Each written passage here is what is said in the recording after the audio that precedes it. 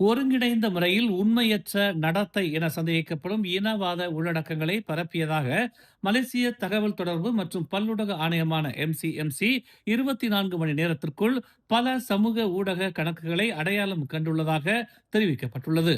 இச்சம்பவம் தொடர்பாக 40க்கும் மேற்பட்ட முகநூல் கணக்குகள் மற்றும் 10க்கும் அதிகமான டிக்டாக் கணக்குகள் ஒரே வீடியோவையும் ஒரே மாதிரியான கதையையும் பயன்படுத்தி திட்டமிட்ட முறையில் பரப்பியதாக தெரிய வந்துள்ளது என்று அரசு செய்தி தொடர்பாளர் டாக்டர் ஃபாமி ஃபாஜில் தெரிவித்தார்.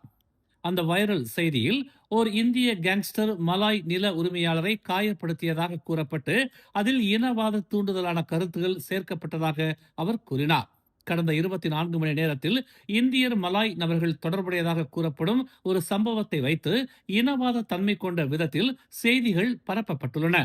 பெரும்பாலான பதிவுகளில் அதே வீடியோவும் அதே வாசகங்களும் பயன்படுத்தப்பட்டுள்ளன என்று அவர் அமைச்சரவை கூட்டத்திற்கு பிந்தைய செய்தியாளர் சந்திப்பில் தெரிவித்தார். இந்த விவகாரத்தில் MCMC தொடர்ந்து கண்காணித்து நடவடிக்கை எடுக்கும் என்றும் அவர் குறிப்பிட்டார். மேலும் செய்திகளை தெரிந்து கொள்ள தமிழ் மலர் இணையதளம், தமிழ் மலர் செயலி மற்றும் மலர் டிவி யூடியூப் சேனலை வலம் வாருங்கள். எங்களோடு இணைந்திருக்க மலர் டிவியை பதிவு செய்து கொள்ளுங்கள்.